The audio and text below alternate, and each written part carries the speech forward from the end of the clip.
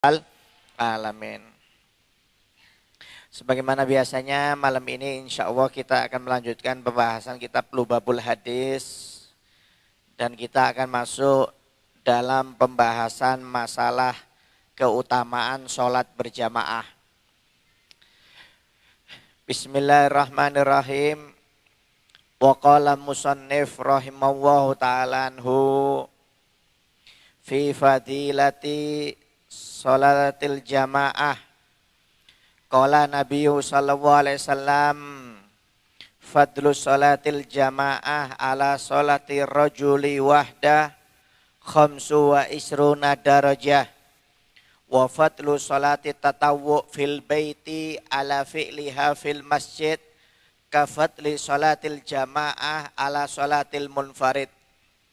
Wa qala sallallahu alaihi wasallam sholatul jamaah tafdulu sholatal faddi bisab'i wa isrina darajah. Wa qala Rasulullah sallallahu alaihi wasallam man adrakal jamaah arba'ina yauman kataballahu lahu bara'atan minan nar wa bara'atan minal nifaq. Wa qala Rasulullah sallallahu alaihi wasallam la salata li jaril masjidi illa fil masjid. Wa qala Rasulullah sallallahu alaihi wasallam sholatul jamaah rahmatun wa hiya khairum minad dunya wa ma fiha wal jama'atu rahmatun wal firqatu azabun.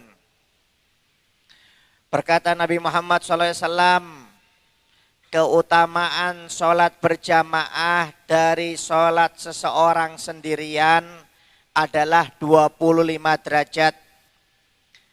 Keutamaan melaksanakan sholat sunnah di rumah dari melaksanakan sholat sunnah di masjid adalah seperti keutamaan melaksanakan sholat jamaah atas sholat sendirian. Dan bersabda Nabi Muhammad SAW,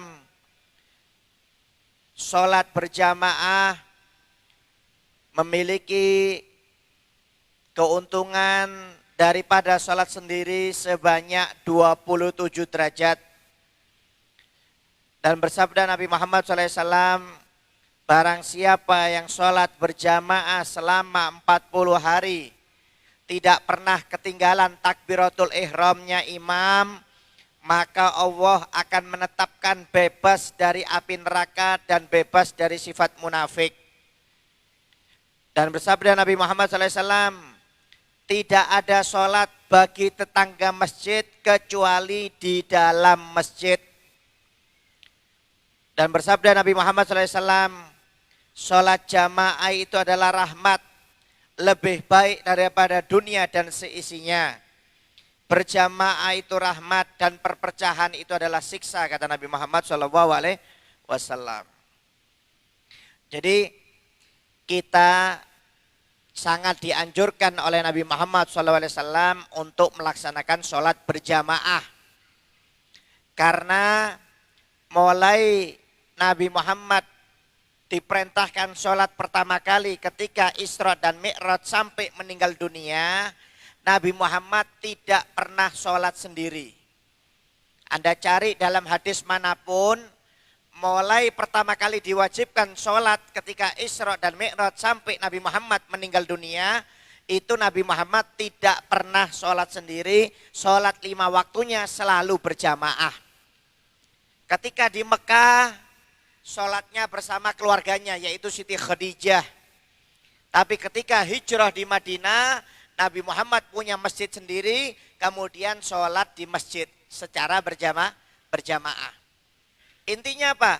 Berjamaah silahkan, mau di rumah boleh, mau di masjid juga boleh, tidak ada masalah.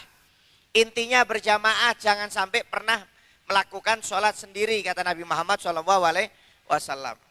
Para ulama berbeda pendapat, ada yang mengatakan sholat jamaah itu hukumnya fardu ain. Seperti sholat 5 waktu Pak, jadi kalau kita sholat sendiri-sendiri hukumnya haram.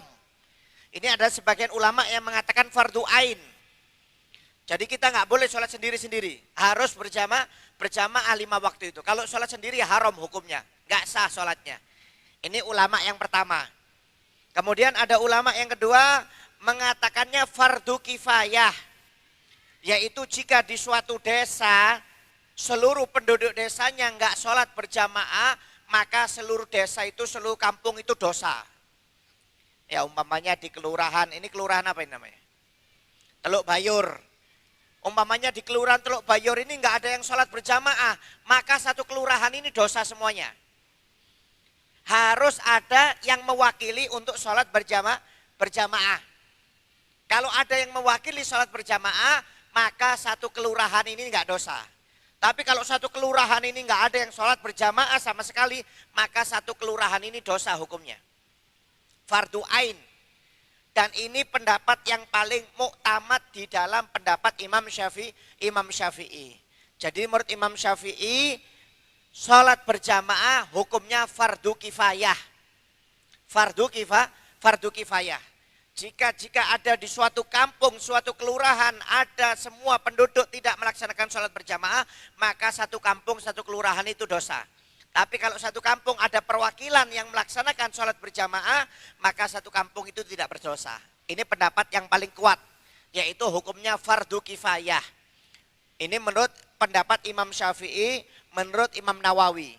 Kalau menurut Imam Romli, maka hukumnya sunnah muakkad. Sangat disunahkan, jangan sampai ditinggalkan. Ini menurut Imam Romli. Tapi yang paling muktamad fardu kifayah. Oleh karena itu jangan sampai meninggalkan sholat berjamaah. Minimal satu kelurahan. Jangan sampai satu kelurahan itu nggak ada yang sholat berjamaah, maka satu kelurahan itu dosa semuanya. Ya, kalau kelurahan masih enak Pak, yang ditakutkan itu yang di pedalaman itu loh. Yang di daerah pelosok-pelosok pedalaman mungkin apa itu? Daerah apa itu yang kelai masuk ke dalam itu apa ya, Long Sului kan apa itu ya, yang long itu ya, itu mamanya kalau masuk ke dalam satu kampung itu nggak ada yang sholat berjamaah, maka satu kampung itu dosa semuanya ya. Jadi harus satu kampung itu ada yang sholat berjamaah, walaupun suami sama istrinya aja 2 orang sudah cukup, maka satu kampung itu nggak dosa.